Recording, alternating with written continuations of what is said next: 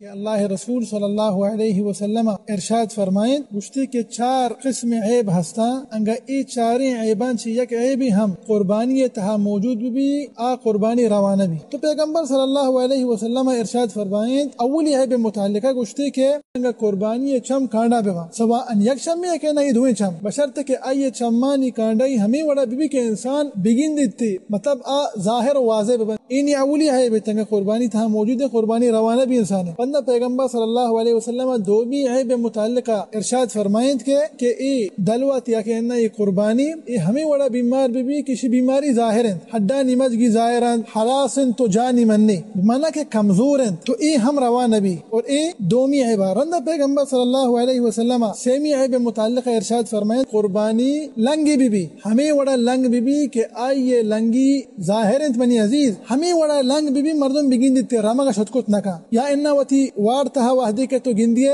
روان لنگ جنانے رو شری سرا شدکت نکا تو ای ہم روان ہیں. پتندہ پیغمبر صلی اللہ علیہ وسلم 4ویں عیب متعلقہ ارشاد فرمائیں گشتی قربانی پاد یا کہ انہ دستی پرشتک و ہمیں وڑا پرشتا کہ انسان وعدے کی گندیتے انسان زان کہ اما اشی پاد یا کہ دست پرشتک دیگر روایت تحت کا پیغمبر صلی اللہ علیہ وسلم ارشاد فرمائیں کہ ہمیں وڑا عاجزنت اشتات نکا اما لنگنت اما بیمارنت اما پاد دستی پرشتک برحال اشتاد کت نکا حلاس جانی مننے ای ہم روان بھی و ہمیں وڑا وحدے کے ما گشتوی انگا قربانی چم کانڈا بے با اشتا ای ہم داخل بھی انگا قربانی کوری بھی انگا یکی چم کے کانڈا آ روان بھی تو آ کے کوری آ من بابی اولا روان بھی تو ای 4 عیبتا انگا ای عیبان چی یک عیبی بھی انگا قربانی تہا موجود بھی وڑا آ قربانی انسان تی روان بھی.